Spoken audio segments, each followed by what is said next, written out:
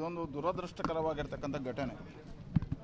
ನಾವು ಹಿಂದೆ ಲವ್ ಜಿಹಾದಿ ಬಗ್ಗೆ ಹೇಳಿದಾಗ ಕಾಂಗ್ರೆಸ್ ಅದನ್ನು ವಿರೋಧಿಸಿತು.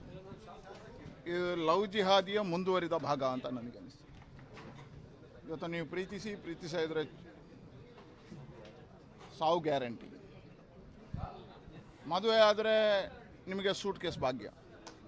ಅದರ ಹತ್ಯೆ ಮಾಡಿ ಸೂಟ್ ಕೇಸ್ನೊಳಗೆ ಇಟ್ಟು ಕಳಿಸಿರ್ತಕ್ಕಂಥ ನಾವು ಕಂಡಿದ್ದೇವೆ. ಹಾಗಾಗಿ ಇದು ಕಾರಣ ಏನು ಅಂತ ಕೇಳಿದ್ರೆ ಈ ರಾಜ್ಯದಲ್ಲಿ ನಡೀತಕ್ಕಂಥ ಸಿದ್ದರಾಮಯ್ಯನವರ ತುಷ್ಟೀಕರಣದ ನೀತಿ.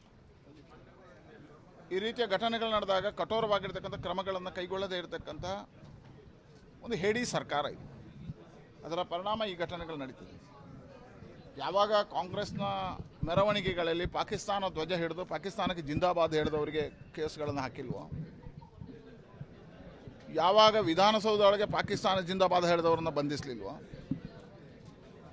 ಯಾವ್ಯಾವಾಗ ಘಟನೆಗಳು ನಡೆದಾಗ ಅದಕ್ಕೆ ಹಾರಿಕೆ ಉತ್ತರಗಳನ್ನು ಕೊಟ್ಟು ಅವರಿಗೆ ಧೈರ್ಯ ತುಂಬುವಂಥ ಕೆಲಸವನ್ನು ಮಾಡಿದ್ರು. ಆ ಕಾರಣಕ್ಕೋಸ್ಕರ ಇವತ್ತು ಇಂಥ ಆತಂಕವಾದಗಳು ಜಾಸ್ತಿ ಆಗ್ತಾ ಇದ್ದಾವೆ.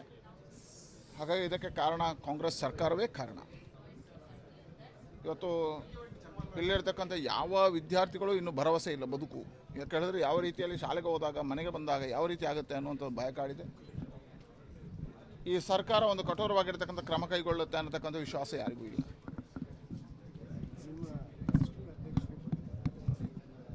ಅದೇ ಇವತ್ತಿನವರೆಗೆ ಇದು ಇವತ್ತು ನಿನ್ನೆದ್ದಲ್ಲ. ಅಖಂಡ ಶ್ರೀನಿವಾಸ ಮೂರ್ತಿ ಅವ್ರದೇ ಶಾಸಕರಾಗಿರು. ಅವ್ರ ಮನೆಗೆ ಬೆಂಕಿದ್ದಾಗ ನಾವೆಲ್ಲರೂ ಹೋದೆವು, ಆದರೆ ಕಾಂಗ್ರೆಸ್ನ ಯಾವ ನಾಯಕನು ಬಂದಿಲ್ಲ. ಇವತ್ತು ಯಾವುದೇ ಇರಲಿ ರಾಜಕಾರಣ ಬದಿಗಿಡಿ, ತುಷ್ಟೀಕರಣ, ಮತ ಬ್ಯಾಂಕ್ ಬದಿಗಿಡಿ, ಇದೊಂದು ಮಾನವೀಯತೆಯ ಕಾರಣ. ತತ್ಕ್ಷಣ ಅವ್ರ ಮನೆಗಳಿಗೆ ಹೋಗಿ ಅವರಿಗೆ ಧೈರ್ಯ ತುಂಬುವಂಥ ಕೆಲಸವನ್ನು ಒಬ್ಬ ಮುಖ್ಯಮಂತ್ರಿಯಾಗಿ ಮಾಡಬೇಕಿತ್ತು, ಪರಿಹಾರವನ್ನು ಕೊಡಬೇಕಿತ್ತು ಮತ್ತು ತನಿಖೆಗೆ ಆಗ್ರಹ ಮಾಡಬೇಕಿತ್ತು. ನಾವು ಯಾವಾಗ ಹರ್ಷನ ಹತ್ಯೆ ಆಯಿತಾ ತಕ್ಷಣ ಮುಖ್ಯಮಂತ್ರಿಗಳಾದಿಯಾಗಿ ನಾವೆಲ್ಲರೂ ಹೋಗಿದ್ದೇವೆ. ಆ ಮನೆಗೆ ಹೋಗಿ ಅವರಿಗೆ ಧೈರ್ಯ ತುಂಬುವಂಥ ಕೆಲಸವನ್ನು ಪರಿಹಾರವನ್ನು ತಕ್ಷಣ ಕೊಟ್ಟೆವು. ನಮ್ಮ ಸರ್ಕಾರ ಮೊದಲ ಬಾರಿಗೆ ಹತ್ಯೆ ಆದವರಿಗೆ ಪರಿಹಾರ ಕೊಟ್ಟದ್ದು ನಮ್ಮ ಸರ್ಕಾರ ಬೊಮ್ಮೆಯವರಿದ್ದಾಗ. ಉದಾಹರಣೆಗೆ ನೆಟ್ಟಾರ್ ಹತ್ಯೆ ಆದಾಗ ತಕ್ಷಣ ನಾವು ಪರಿಹಾರವನ್ನು ಸರ್ಕಾರದಿಂದ ಕೊಟ್ಟೆವು, ಪಾರ್ಟಿಯಿಂದಲೂ ಕೊಟ್ಟೆವು. ಮತ್ತು ಅಲ್ಲಿಗೆ ನಮ್ಮ ರಾಷ್ಟ್ರೀಯ ಅಧ್ಯಕ್ಷರು ಎಲ್ಲರೂ ಬಂದು ಅವರಿಗೆ ಧೈರ್ಯ ತುಂಬುವಂಥ, ವಿಶ್ವಾಸ ತುಂಬುವಂಥ ಕೆಲಸ ಕಾರ್ಯಗಳನ್ನು ಮಾಡಿ ಅವರ ಬೇಡಿಕೆಗಳನ್ನೆಲ್ಲವನ್ನು ಈಡೇರಿಸುವಂಥ ಕೆಲಸ ಮಾಡಿದ್ರು.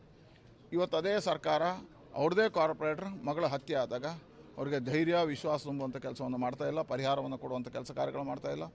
ಯಾವ ರೀತಿಯಲ್ಲಿ ಪ್ರವೀಣ್ ನೆಟ್ಟಾರ್ ಹತ್ಯೆ ಆದಾಗ NIAಯನ್ನು ತರಿಸಿ ತನಿಖೆ ಮಾಡಿದ್ರು ಅದೇ ರೀತಿಯಲ್ಲಿ ಇದು ತನಿಖೆ ಆಗಬೇಕಿತ್ತು. ಇಷ್ಟರೊಳಗೆ ಇವತ್ತು ತನಿಖೆ ಕೈಗೆತ್ತಿಕೊಳ್ಳುವ ಧೈರ್ಯವೂ ಕಾಂಗ್ರೆಸ್ಸಿಗಿಲ್ಲ.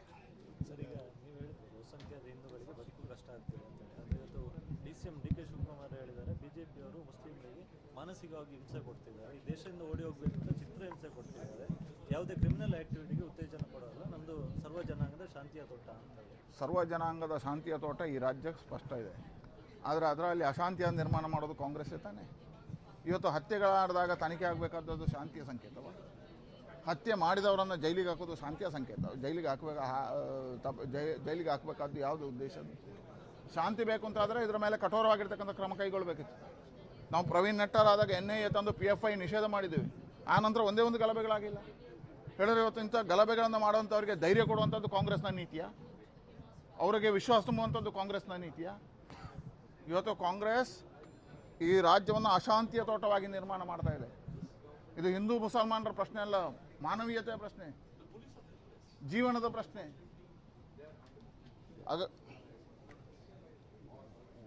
ದಕ್ಷಿಣ ಕನ್ನಡ ಲೋಕಸಭಾ ಕ್ಷೇತ್ರ ಕಾಂಗ್ರೆಸ್ನವರ ಬಿಲ್ ಫ್ಯಾಕ್ಟರ್ ವರ್ಕ್ ಆಗುತ್ತೆ ಮತ್ತು ಈ ಗ್ಯಾರಂಟಿಗಳು ವರ್ಕ್ ಆಗುತ್ತೆ. ಇದನ್ನು ಯಾವ ರೀತಿ ನೋಡಿ, ಇಲ್ಲಿಯ ವಿಧಾನಸಭಾ ಚುನಾವಣೆಗಳು ನಡೆಯುವ ಮುಂಚೆ ಗ್ಯಾರಂಟಿ ಕಾರ್ಡನ್ನು ಇಲ್ಲಿಯ ಜನ ಕೊಟ್ಟಿದ್ದರು, ಕಾಂಗ್ರೆಸ್ಸಿಗರು ಕೊಟ್ಟಿದ್ದರು. ಆದರೆ ಇಲ್ಲಿಯ ಜನ ಕಾಂಗ್ರೆಸ್ನ ಮಾತಿಗೆ ಮರಳಾಗುವುದಿಲ್ಲ. ಇಲ್ಲಿಯ ಜನ ರಾಷ್ಟ್ರೀಯ ವಿಚಾರಕ್ಕೆ ಬದ್ಧವಾಗಿರ್ತಕ್ಕಂಥವ್ರು. ಕಳೆದ 91ನೇ ಇಸವಿಯಿಂದ ಈ ಜಿಲ್ಲೆಯಲ್ಲಿ ನೋಡ್ತಾ ಬನ್ನಿ, ಪೂರ್ಣವಾಗಿರ್ತಕ್ಕಂಥ ರಾಷ್ಟ್ರೀಯ ಚುನಾವಣೆಗಳು ಬಂದಾಗ ಭಾರತೀಯ ಜನತಾ ಪಾರ್ಟಿ ಪರವಾಗಿರ್ತಕ್ಕಂಥದ್ದನ್ನು ಕಂಡಿದ್ದೇವೆ. ಮತ್ತು ಇವತ್ತು ಮೋದಿಯ ಮೇಲೆ ಅತಿ ವಿಶ್ವಾಸಗಳು ಜನರಲ್ಲಿದೆ. ನಮ್ಮ ಜಿಲ್ಲೆಯಲ್ಲಂತೂ ಅತಿ ವಿಶ್ವಾಸ ಇದೆ. ಮೋದಿ ಅಭಿಮಾನಿಗಳು ಜಾಸ್ತಿ ಆಗಿದ್ದಾರೆ. ಹಾಗಾಗಿ ಹೇಳಿದೆ, ಇವತ್ತು ಇವರ ಯಾವ ಲೆಕ್ಕಾಚಾರವೂ ನಡೆಯುವುದಿಲ್ಲ. ಭಾರತೀಯ ಜನತಾ ಪಾರ್ಟಿ ಅತಿ ಹೆಚ್ಚು ಮತಗಳ ಅಂತರದಿಂದ ಗೆಲ್ಲುತ್ತೆ. ನೋಡಿ, ಈ ಜಿಲ್ಲೆಯಲ್ಲಿ ರಾಷ್ಟ್ರೀಯ ವಿಚಾರಕ್ಕೆ ಪೂರಕವಾಗಿರ್ತಕ್ಕಂಥದ್ದು.